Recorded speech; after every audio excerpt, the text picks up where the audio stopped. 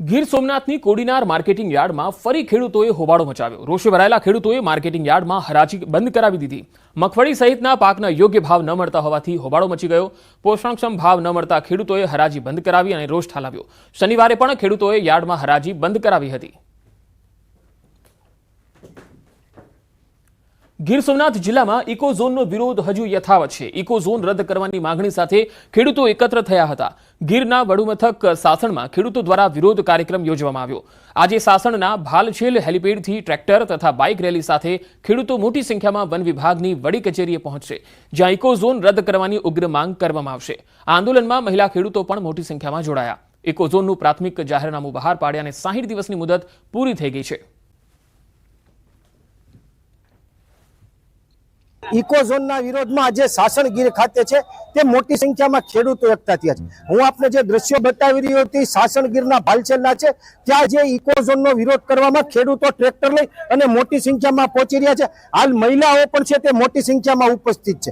જે ખેડૂતો ઇકોઝોનનો વિરોધ કરી રહ્યા છે તે ખાસ કરીને જે સરકારનું જાહેરનામું છે જે પ્રસિદ્ધ થયું છે તેમાં અમરેલી, જુનાગઢ અને ગીર સોમનાથના 196 ગામોનો સમાવેશ કરવામાં આવ્યો છે। ત્યારે આ ઇકોઝોનનો વિરોધ કરવામાં અને જે ઇકોઝોન લાગુ કરવામાં આવે તો ખેડૂતોને ખૂબ મોટી મુશ્કેલી પડે તેમ છે। તેને લઈ અને આજે સાસણગીર ખાતે ખેડૂતો છે તે ઇકોઝોનનો વિરોધ કરશે અને મોટી સંખ્યામાં સાસણગીર ખાતે પહોંચીને ત્યાંના અધિકારીઓને આવેદનપત્ર આપી અને ઇકોઝોન હટાવવાની માંગ કરશે। અતુલ વ્યાસ, ન્યૂઝ 18 ગુજરાતી, સાસણ। બનાસકાંઠાના થરાદમાં સીપુ લાઇનમાં ભંગાણ થયું। થરાદના વડ ગામડા પાસેથી નીકળતી સીપુ લાઇનમાં ભંગાણ સર્જાયું। ગામડાના તળાવો ભરવાની લાઇનમાં ભંગાણ સર્જાતા ખેતરોમાં પાણી ફરી વળ્યા, જેના કારણે ખેડૂતોના પાકને નુકસાન થયું। ત્રીજી વખત પાઇપલાઇનમાં ભંગાણ થતાં ખેડૂતોના રાયડાના પાકને ભારે નુકસાન થયું। પાઇપલાઇન રિપેર કરવાના કોન્ટ્રાક્ટરો રૂપિયા લેતા હોવાના ખેડૂતોએ આરોપ લગાવ્યા। તાત્કાલિક ધોરણે પાઇપલાઇનનું રિપેરિંગ કરવા ખેડૂતોએ માંગ કરી। આ બીજી કે ત્રીજી વખતનો પાઇપલાઇન ફૂટી છે। કોઈ કોન્ટ્રાક્ટરના અધિકારીઓ બધા મિલી ભગતી હોય એવું લાગે છે। 2-3 વખત રજૂઆત કરી પણ કાંઈ અમારી વાત સાંભળી નથી। અમારે આ ત્રીજી વખતનો પાણી આવ્યો એટલે 12-6 મહિનાથી છે। રાયડાનો પાક આવેલો છે ને ડૂલાઈ ગયો છે બધું। અંદાજે આજે 20 બોરી રાયડું થાય એવું હતું તો હવે 5 બોરી થાય એટલું બચ્યું છે, બાકીનું બળી જવાનું। કર્મચારીઓ આવીને જ્યાં કંત્રાટીને બધાય જેણે 2-5 રૂપિયા ખવાર્યા ઈઓનું કામ થઈ ગયું ને અમને કહે કીધું કે તમે કોઈ પૈસા આલો 20-25 હજાર રૂપિયા તો કે આ કામ થાય નકા થશે નહીં। તો કોઈ અમારી પાસે પૈસા હતા નહીં, કંઈ અમે આલ્યું નહીં। આ અમારું કામ છું નહીં, હાથ ફેરી અમારું રાયડું બોળીને છે પાઇપ ફૂટ।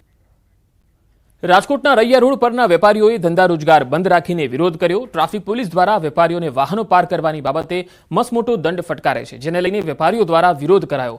વેપારીઓએ કહ્યું કે અમને વાહન પાર્ક કરવા માટે અગાઉ પીળા પટ્ટા કરી આપ્યા હતા, તેવા પટ્ટા ફરીથી કરી આપો જેથી અમે તેમાં વાહનો પાર્ક કરી શકીએ।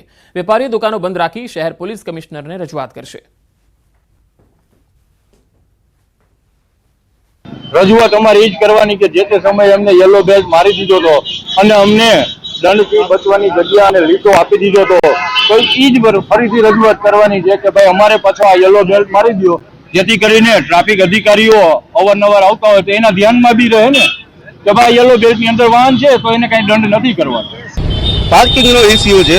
પાર્કિંગ આજ જે તે સમય પહેલા અહીંયા યલો પટ્ટો મારી ગયેલા હતા, એ યલો પટ્ટો અત્યારે ભૂસાઈ ગયેલો છે તો વ્હાઇટ થઈ ગયો છે। એના કારણે કોઈ પણ અમારા ક્લાયન્ટ આવે કે કોઈ કસ્ટમર આવે છે તો એને 500-700 રૂપિયાનો 2 મિનિટ જ ખાલી ગાડી વાહન પાર્ક કરે છે અને 500-700 રૂપિયાનો દંડ આવે છે। એ દંડ અમે ભરીએ છીએ અથવા અમારે ગાડી ટોચર કરીને લઈ જાય છે। રાજકોટના જેતપુર જુનાગઢ હાઈવે પર અકસ્માતનો બનાવ બન્યો છે। પીપળવાના પાટિયા પાસે કાર અને બાઇક વચ્ચે ગમખ્વાર અકસ્માત થયો।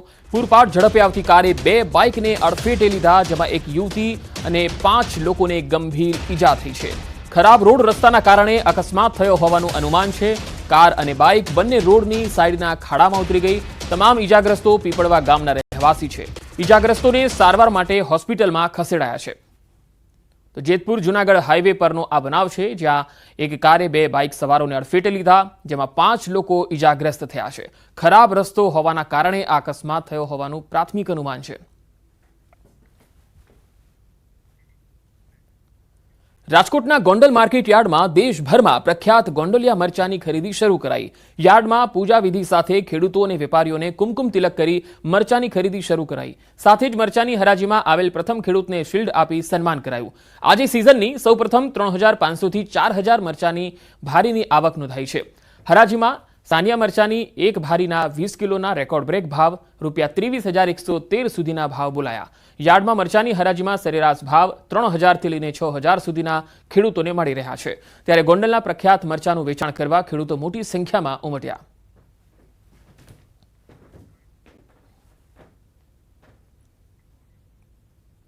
આજરોજ ગોંડલ માર્કેટિંગ યાર્ડમાં સમગ્ર ભારતની અંદર ગોંડલ માર્કેટિંગ યાર્ડ જેનાથી ફેમસ છે એ ગોંડલિયા મરચાની આજથી શરૂઆત કરવામાં આવી હતી।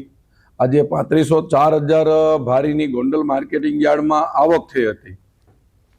રાજકોટ સિવિલ હોસ્પિટલમાં હાલ લોહીની ઘટ સર્જાઈ છે। દરરોજ લગભગ 80 બોટલ લોહીની જરૂર હોય છે, જેની સામે લોહીની માત્ર 30 થી 40 બોટલ આવી રહી છે। સિવિલ હોસ્પિટલમાં 50% જેટલી હાલ લોહીની ઘટ સર્જાઈ છે। મહિને લોહીની 2500 જેટલી બોટલની જરૂરિયાત હોય છે। હાલમાં 1000ની આસપાસ બ્લડની બોટલ આવતી હોય છે।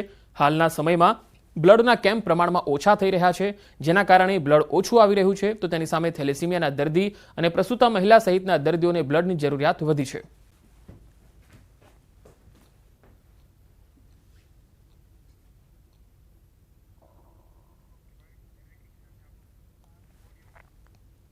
થી 80 જેવી આપણે દરરોજ જરૂરિયાત હોય છે બ્લડની, અને મહિને તમે ગણો તો 2500ની આસપાસ આપણી જરૂરિયાત હોય છે। એની સામે અલગ અલગ બ્લડ ડોનેશન કેમ્પ થતા હોય છે, પણ અત્યારે હાલ ક્રાઇસિસ છે બ્લડ બેંકની વધારે, એટલે લગભગ 40-50%ની ઘટ કહી શકાય આપણે, જે ઓછી પડે છે આપણને। એટલે એના માટે અત્યારના અમે મોટિવેશનલ ડ્રાઈવ ને બધું ચાલુ કર્યું છે।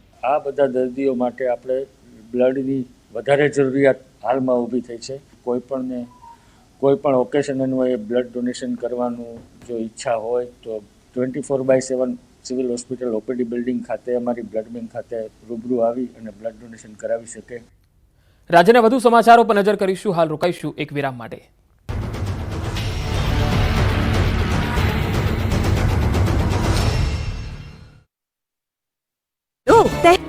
ગુજરાતીઓ હવે સ્વેટર, જેકેટ સહિતના ગરમ કપડાં કાઢી રાખજો। હવે કોલ્ડ વેવ અને હાડ થીજવી નાખતી ઠંડી માટે તૈયાર થઈ જજો।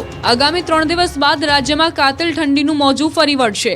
નવેમ્બર મહિનો અડધો પૂરો થઈ ગયો છે, છતાં હાલમાં ગુજરાતમાં શિયાળાની રાહ જોવાઈ રહી છે। મોટાભાગના શહેરોમાં ગુલાબી ઠંડીનો જ અહેસાસ થઈ રહ્યો છે। તાપમાનનો પારો 14.8 ડિગ્રીથી નીચે ઉતર્યો જ નથી, ત્યારે હવામાન વિભાગે 3 દિવસ પછીથી કડકડતી ઠંડીની આગાહી કરી છે। આગાહી અનુસાર રાજ્યમાં આગામી 19 નવેમ્બરથી હાડ ગગડાવતી ઠંડીની અસર જોવા મળશે। ઉત્તર ભારતમાં હિમવર્ષા થતા ગુજરાતમાં પવનની દિશા બદલાઈ ગઈ છે। ઉત્તર પૂર્વના પવનના લીધે ઠંડીમાં વધારો થશે, જેની અસર 3 દિવસ બાદ જોવા મળશે। ઠંડીનો ચમકારો વધશે। 3 દિવસ બાદ અસલ શિયાળાની ઠંડી શરૂ થશે। જો કે ડિસેમ્બરમાં હાડ થીજવતી ઠંડી પડશે। ઉત્તર ભારતમાં હિમવર્ષાના પગલે હવે ઠંડી ભૂક્કા બોલાવશે।